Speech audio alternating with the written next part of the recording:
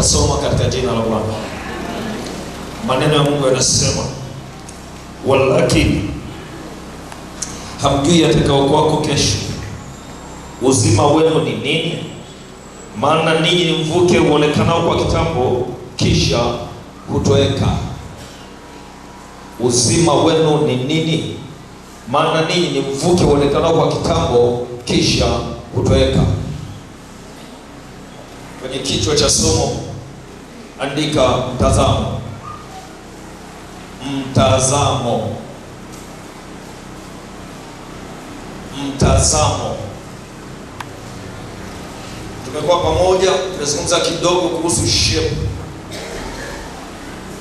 Mtazamo wako ukiwa mzuri unaweza kusababisha mafanikio kwenye maisha yako. Mtazamo wako ukiwa mbaya unaweza kusababisha kushindwa kwako. Sio shetani wala sio Mungu, inakutegemea wewe. Bwana Yesu asifiwe. Siku zote kuna watu ambao wana mitazamo mibaya kwenye maisha yao, kwa mambo ambayo unakutana nayo. Hata ukiwaza unawaza ubaya tu, hata ukimwona mtu unamwazia ubaya tu, na kwa sababu hiyo, kwa roho ya mtazamo wa ubaya, mabaya hayawezi kutoka kwako. Maana vile mtu aonavyo, Biblia inasema ndivyo anavyokuwa. Amina. Amina. Kwa mtazamo wako unaweza kusababisha upenyo wako mbele. Mara nyingi tunakuwa na mtazamo wa kibinadamu badala ya kuruhusu mtazamo wa Mungu. Mungu anatuonaje? Katika uumbaji wake Mungu alijua sisi ndio pekee yake, sura yake, sisi ndio mfano wake. Mungu asifiwe. Maana vile Mungu alivyo, Mungu anatutazamia tu hivyo. Kama Mungu ni imara, na sisi tuwe imara. Na kwa sababu hii, adui alipogundua hiyo, alikuja kuvuruga. Na vurugu hii ameileta ndani ya mtu, akili yake ikavurugwa. Kwa sababu zote anatazamia mabaya. Mara zote unapotazamia mabaya, wataka utaki mabaya unayavuta. Kwa mfano, kama kwenye maisha yako unawaza juu ya ugonjwa fulani mbaya ambao unauogopa, kwa hiyo hali ya kuwazia sana na kuogopa sio alama ya kwamba ndio umeenda mbali nao.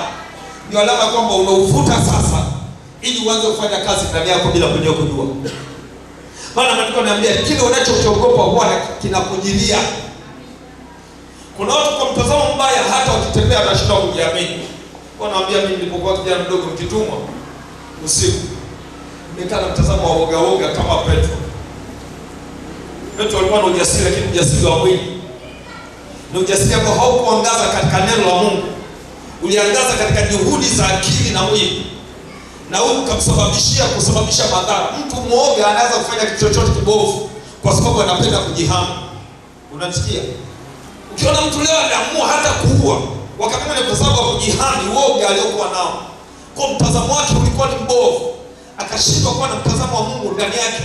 Matokeo mtu mwoga hufanya kazi. Ndio maana Petro alifanya kazi ya kukata masikio ya watu. Sivyo Mungu alikusudia. Mungu hatumtetei sisi. Sisi Mungu ndiye anatutetea. Bwana asifiwe. Sikujua kwa nini mtu mmoja alitunga ile mwanzo, mteteni Yesu ndio askari. Pamoja na kutuma vitani sisi kama maaskari, Yesu ndiye anatutetea sisi kwenye uwanja wa vita. Sio sisi tunaomtetea Yesu Kristo. Kinachotakiwa, tembea katika kanuni zake. Ukiacha kanuni zake, maana unaacha kuongozwa na yeye. Na hivyo mtazamo wako ukiwa mbaya, siku zote hofu haitaondoka kwako. Na hofu siku zote nimekwambia huwa haina adabu. Kuna watu mahali unapokaa, inawezekana kuna waganga, kuna wachawi. Unakaa kwenye hofu za waganga na wachawi. Unashindwa kuelewa kwamba Mungu aliyekuumba sura yake na mfano wake, kwa njia ya kuunganishwa na Yesu Kristo, maandiko yanasema wote waliopokea walipewa uwezo kufanyika watoto wa Mungu. Ile neno uwezo kwa Kigiriki wanaita exousia. Exousia maana yake mamlaka ndani. Kuna mamlaka ya uwana. Kama Yesu alivyo na mamlaka ya Baba, alivyo Yesu ndivyo alivyo Mungu Baba. Bwana asifiwe. Kwa hiyo ukianza kuzaliwa katika familia ya Mungu, ile mbegu ya kimungu inaanza kufanya kazi ndani mwako. Unapoendelea kutembea na kutii neno la Mungu, uungu wa Mungu unakuwa ndani yako. Hofu za kibinadamu zinaondoka. Unakuwa na hofu ya Mungu. Hofu ya Mungu Mungu ni kicho, sio woga. Kwamba hufanyi kitu fulani kwa sababu ya kuogopa watu. Unafanya kitu fulani kwa sababu ya kumwogopa Mungu. Unajua Mungu yuko kila mahali kwa wakati mmoja. Hatenganishi na vile watu wanakuona au hawakuona. Kwa utembei kwenye mitazamo ya watu, unatembea kwenye mtazamo wa nani? Wa Mungu. Bwana asifiwe. Bwana Yesu asifiwe. Mtazamo wako unaweza kusababisha uishi kwenye vifungo siku zote. Mtazamo wako unaweza kusababisha uishi kwenye umaskini siku zote. Maana nimekuambia level za mafanikio yako hazitegemei vile ulivyo kielimu, havitegemei vile ulivyo kisomo, vinamtegemea Mungu. Kwa ukitembea na kanuni za Mungu, Mungu ndiye anayefungua milango. Na ndio maana mtakwambia usije ukajidai kwa sababu ya kiwango cha elimu, sio kiwango cha elimu. Wataalamu wanasema hivi. Hao wenzetu waliosoma soma. Amina. Amina. Mungu aligundua kwamba bila kubusti hiyo akili iliyo ndani yao watashindwa kusurvive. Yaani maisha yao singeweza kujinunulia hata shati. Kwa Mungu akasema basi awapatie neema wasome kidogo. Kwa hiyo sio kalinga kusoma. Akili yako Mungu aliona ni ndogo sana. Kwa hiyo kabidi atafute njia ipate kubustiwa kidogo. Unasikia vizuri? Na kwa wewe ambaye hujasoma kabisa usijidharau kwa sababu hujasoma. Mungu alijua akili yako ina uwezo wa kufanya mambo hivyo ulivyo bila kuongeza. Usikujidharau. Maana Mungu anajua kama tukuongeza kidogo wewe utawasumbua watu sana. Wakakuacha hivyo. Ili katika mambo yote elimu yako na usema elimu ukimbilie kwa Mungu. Sasa ukienda kwa Mungu, huo uwezo wa kimungu, huo uwana, ndio unapewa haki za uwana. Mungu asifiwe. Haki za uwana. Maana yake ni kwa mfano. Kama imetokea hao vijana wetu wakiwa shule, akafanya mtihani akiwa standard 7, ile darasa la 7. Bila kujali familia yake ina uwezo au haina uwezo. Anaposhinda ule mtihani, huyu mtoto ana exosia, ana mamlaka ya kwenda sekondari. Mungu asifiwe. Ana ruhusa ya kwenda sekondari. Ana haki ya kwenda sekondari. Kwa haki ya uwana ulio nayo, unaweza kuwa umepokea hiyo haki ya uwana, lakini mtazamo wako ukasababisha ukakosa marupurupu ya wana wa Mungu. Ndio maana Waebrania sura ya 6 mstari wa 12 neno la Mungu na maneno yanatuambia,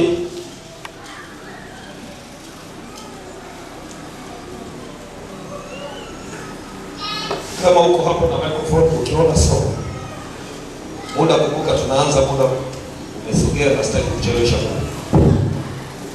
Nimepata ili msio wavivu bali mkawe wafuasi wa hawa wazirithio hadi kwa imani na uvumilivu. Mungu asifiwe. Mtazamo wako kama mtazamo wa uvivu, kuto kutembea na ahadi za Mungu na kuwa tayari kuzidi, kuna baraka za wana wa Mungu hata kama ni mwana wa Mungu huwezi ukarithi. Mungu hawezi kutoa urithi wake hovyo hovyo. Hata mtoto wako akiwa nyumbani unamtazama huyu mtoto, msimamo wake na mtazamo wake. Ukigundua huyu atatakwani, wakati mwingine unaweza ukamini. Unatafuta komae apevuke katika ufahamu. Amina. Kwa kuna baadhi ya vitu Mungu haachilii kwako. Inawezekana ndani ya huduma Mungu atakafanya mambo mazito kwa sababu ni sehemu ya wana wa Mungu. Una haki ya kushiriki urithi wa wana wa Mungu, baraka za wana wa Mungu. Una ruhusa ya kuwa ni zako, lakini kwa sababu ya mtazamo wako wa ndani, na mtazamo huo unaitwa imani. Mungu asifiwe. Mtazamo wa imani. Watu wengine watembei kwa imani, wanatembea kwa ujuzi wao. Wote tunajua imani ni hakika ya mambo yanayotarajiwa, bayana mambo yasiyoonekana. Lakini kuamini ni nini? Nishaongea mara nyingi hapa, narudia tena. Kuamini maana yake ni kung'ang'ania kile Mungu alichokisema, si ile hali inayokuzunguka wewe. Mungu asifiwe. Kama Mungu amesema neno, hata kama watu wote wanalipinga hilo neno, wewe lisimamie hilo neno, ing'ang'anie. Hiyo ni ahadi yako Mungu aliyosema, na Mungu hakai akasema uongo.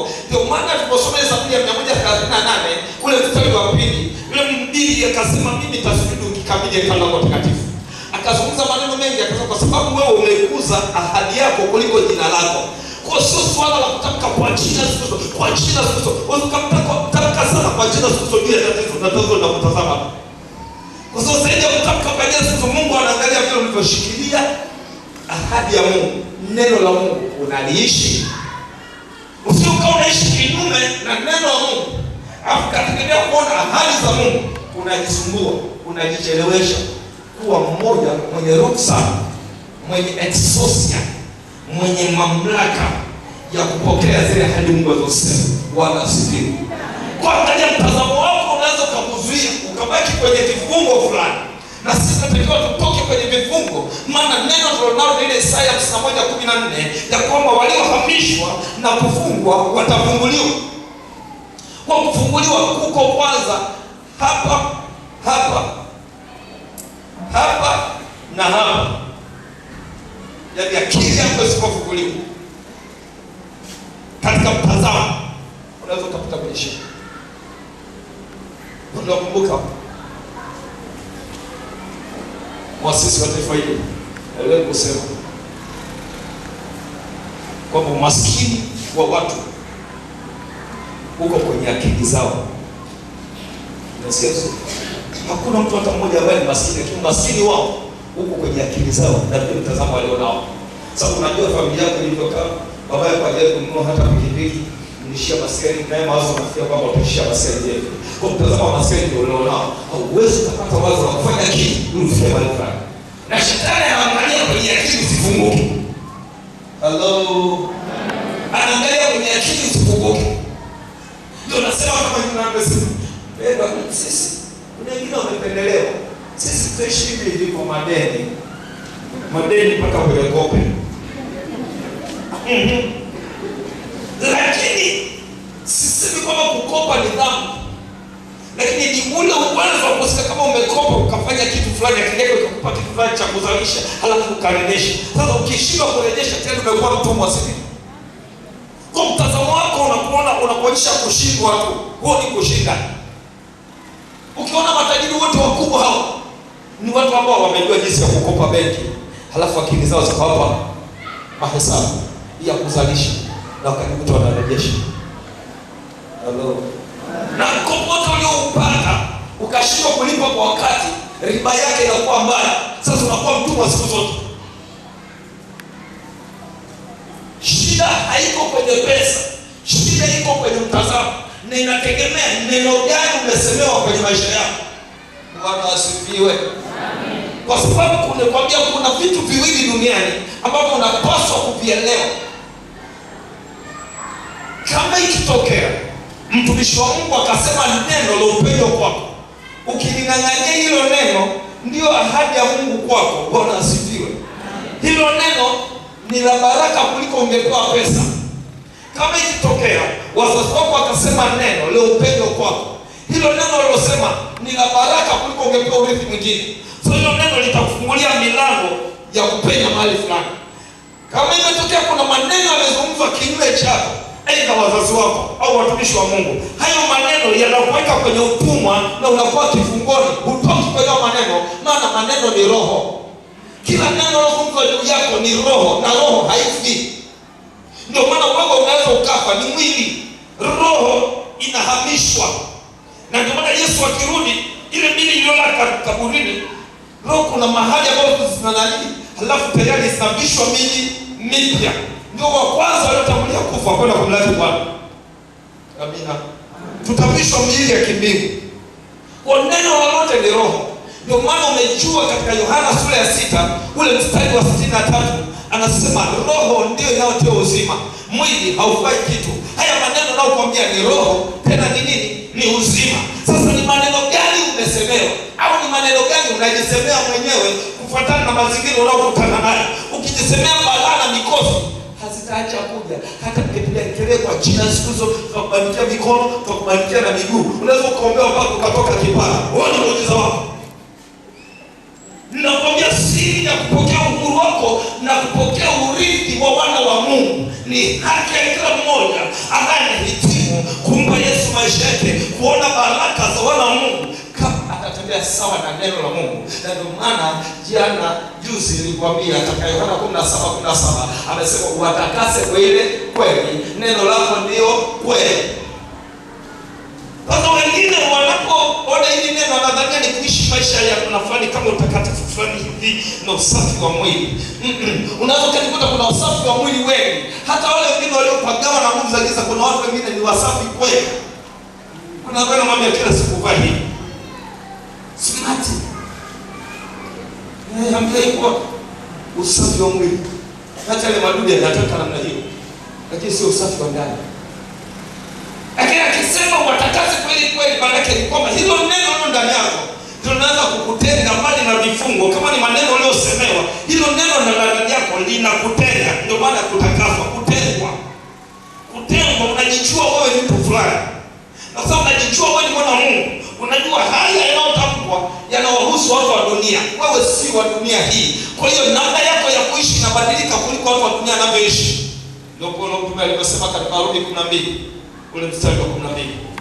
Warumi 12 ule mstari wa 12.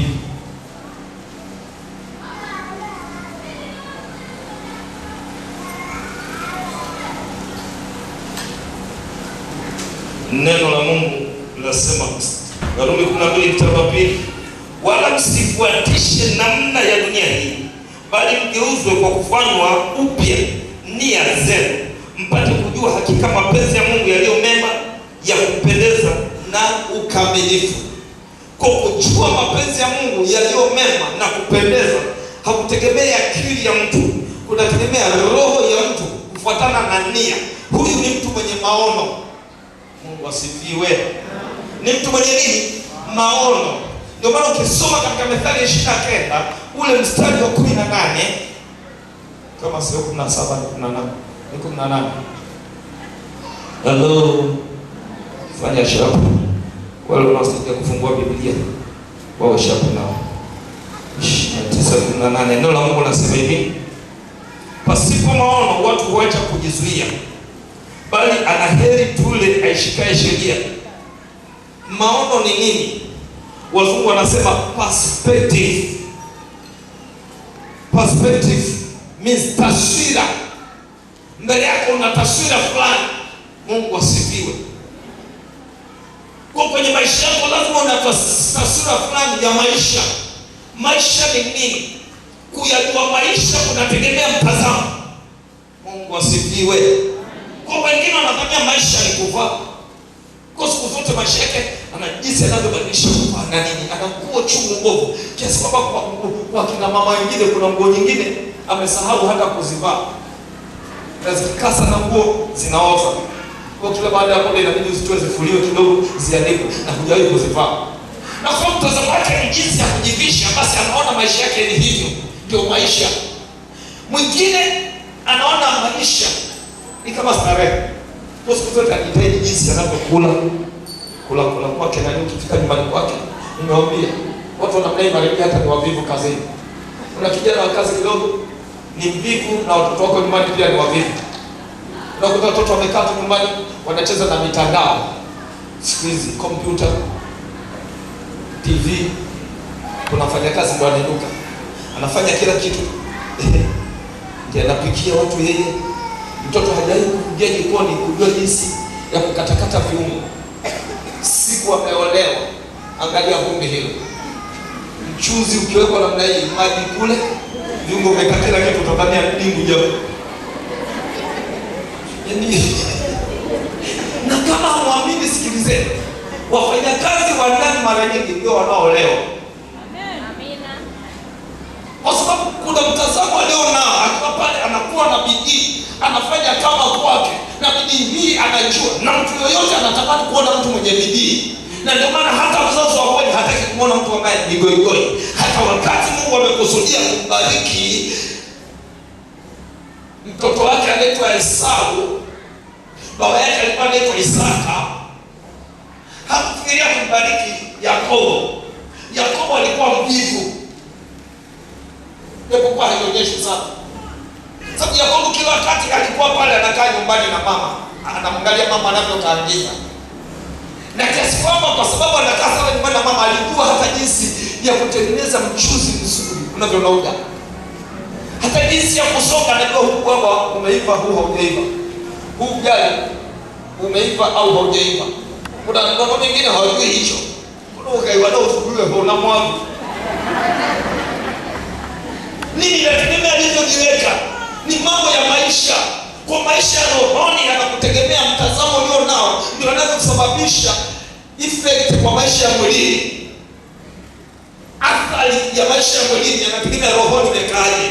Na ndio maana Yohana katika ile waraka wa 3 ile mstari wa kwanza na wa pili anaongea na mzee mwenzake, mzee Gai. Ndio kwa mzee Gai, mzee nipendaye katika kweli, mpenzi, naomba ufanikiwe katika mambo yako yote na kuwa na afya yako kama roho yako inavyofanikiwa. Kwa mafanikio ya mtazamo wa ndani wa kiroho yanasababisha mafanikio ya nje pia. Mungu asifiwe. Usije ukajidanganya. Kufanikiwa kwako kiroho si hizi huduma tunazoziona kwa nje. Kufanikiwa kwako kiroho kunategemea utii wako na kile Mungu anachosema na ukakiishi. Kwa sababu anayekuinua sio mwanadamu. Wanadamu wanaweza kukusifu akakuinua leo, kesho hao hawakubadilika wakakukanyaga. Sikwambie hata kama kuna watu wanategemea sana hao watu walioko nje. Kuna baadhi ya wazungu ni wanafiki kweli. Hakwambii, haiwazi. Anaweza kuona unyonge fulani hakwambii. Akifika huko anakusema. Ni heri mtu ambaye anaweza kukwambia hata unyonge ulio nao. Bwana asifiwe. Maana ni kwamba anachonga hatima yako ili shepu yako itokee. Wewe tumetaka kuja kwenye shepu umegundua. Nizungumzia shepu, spiritual gift. Heart, ability, perspective and experience. Karama za Roho Mtakatifu, moyo wako ambao tunasema ni sumu ya ndani, ule uwezo wa ndani kiakili, pamoja na nafsi yako na uzoefu unaokutana nao kufuatana na mambo ambayo unakutana nao kwenye maisha. Hata ukiwa uzoefu mbaya, huo uzoefu bado Mungu atautumia kwa wewe, hata kama ulikuwa failure kama darasani. Kushindwa kwako sio alama ya kushindwa na maisha. Kushindwa kwako kunaweza kukupa kutulia na kulenga mbele. Bwana asifiwe. Ukaona jinsi ya kutoka. Maana kama kwenye maisha hujai kukaa ukashindwa, ni vigumu sana kuwaza. Lakini ukikaa kama kuna namna fulani ulishindwa, ukitulia na Mungu na kutazama Mungu, hapo hapo kwenye kushindwa unainuliwa hatua nyingine. Mbele yako tegemea ushindi. Ndio maana hawa wana Israeli walipokuwa utumwani, mawazo yao yaligandamizwa kwamba huku tuliko tumehamishwa.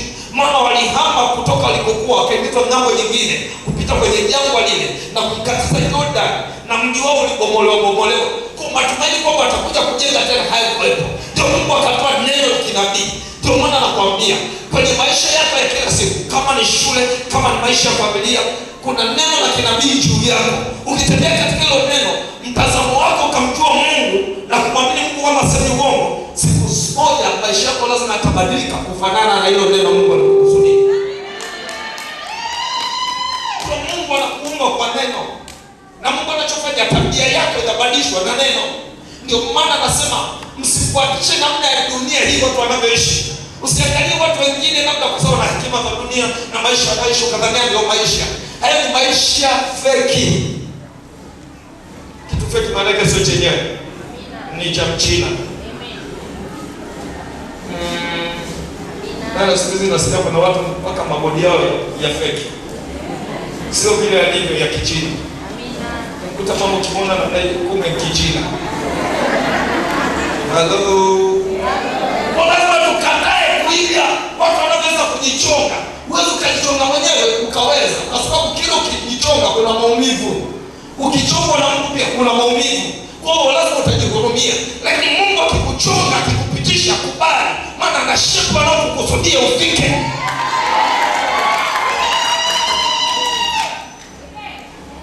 Sasa kuna watu wengine wamejaa malalamiko badala ya kuona kwamba hata hili jambo gumu zito kuna kitu Mungu ananifundisha. Niliwaambia hapa, nikamwambia wakati umeokolewa tena uko kwenye mkono wa Mungu, unafanana na mtu ambaye mwindaji anapopiga mishale anakuwa na kitu kinaitwa uta. Na ndio hicho kusoma katika Mwanzo 27. Mzee Isaka, jina Isaka maana yake kicheko, alimtuma mwanae Esau. Akamwambia, mwanangu Esau, kitabu cha Mwanzo. Ikawa Isaka alipokuwa mzee na macho yake yamepofuka asione, akamwita Esau mwanawe mkubwa, akamwambia, mwanangu. Naye akamwitikia, mimi hapa. Akasema, tazama sasa mimi nimekuwa mzee, wala si siku ya kufa kwangu. Basi nakuomba chukua mata yako, podo lako na upinde wako, uende nyikani uniwindie mawindo, ukanifanyie chakula kitamu namna ile nipendayo, ukaniletee ili nile, na roho yangu ikakubariki kabla sijafa. Alijua maisha ni kama mvuke, kuna wakati atapita. Unaweza kujiweka mahali ukadhania unaishi milele. Halo, ni kweli tunaishi milele, lakini tutaishi milele katika pande mbili. Unaweza ukaishi milele pamoja na Mungu jinsi ulivyoshikamana naye sasa hapa, au ukaishi milele kwa kutengwa na Mungu, ni mateso siku zote. Na maisha ya mateso, hata ukaishi duniani utatamani kufa kuliko kuishi. Halo. Kwa hiyo Isaka anamtuma mwanae achukue podo lake. Podo ni kile kitu cha kuwekea zile nini, vile ndani, mishale na kitu kingine unaweka hapa nyuma, ndio anaenda anawinda. Kijana Esau alikuwa mwindaji, mwili wake wenyewe ushakuwa kwa kuwinda, hata harufu yake ilikuwa na harufu ya nyama. Kuna mtu ulivyo, kuna vitu utafanana navyo. Amina. Ana usugu, sio sote. Lakini Esau kwa sababu alikuwa anakaa jikoni, hata malaika yazalia. Sio ndio kusema hivyo. Hata malaika yameungua, kwa hiyo mwili umeanza kuwa soft. Wakati unajua kwa kanuni ya uumbaji wa Mungu, aliye soft ni mwanamke. Kwa sababu mwanamke hakutoka kwenye udongo, hakutoka kwenye vumbi. Mwanaume ndiye ameumbwa akafinyangwa kutoka kwenye udongo. Alipokuwa amelainishwa yule mwanaume tayari kwa nyama fresh, ndio akapewa dose, ndio bavuni mwake akatoka mwanamke. Kwa mwanamke ni nyama soft. Hello. Yukuta mwanamke hajipendi, hiyo ni matatizo, katika neema ya ukombozi pia na kifungo fulani. Amina. Unajua kuna sio jipendi.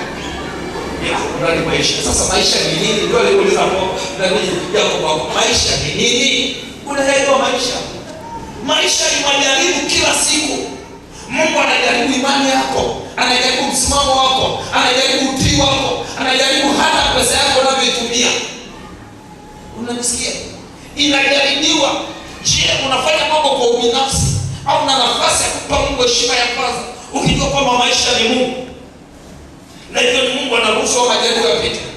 Kwa ukikuta uko kama umejua kwa mkononi mwa Mungu, ujue kama wewe umekuwa kama ule upinde na mshale.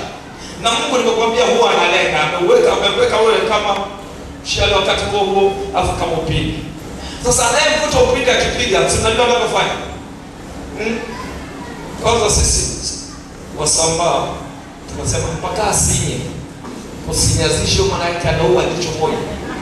Nafumo nafuta vizuri. Kwa nini anaua jicho moja? Maana yake analenga. Na ndio maana ya maono. Maono ni vitabiri vya malengo. Kwa kwenye maisha yako lazima uwe na lengo fulani, uwe na nia fulani, uwe na makusudi fulani. Sasa kama makusudi unayakosa ndani yako kufuatana na maisha, maana unaishi kama dunia inavyoishi. Kwa uishi kama mtoto wa Mungu ambaye tayari kuna mamlaka ya Bwana ndani yako.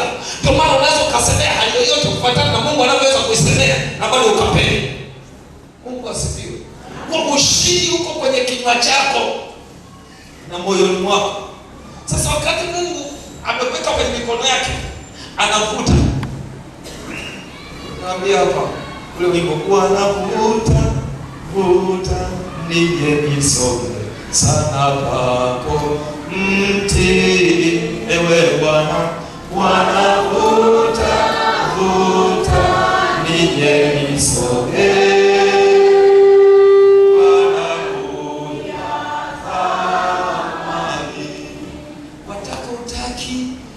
Ungeishi kitakatifu namna gani, bado Mungu utavuta. Kuna majaribu utakutana nayo. Ukikutana nayo, Mungu anavuta. Ukivuta ule upinde naye utaganga.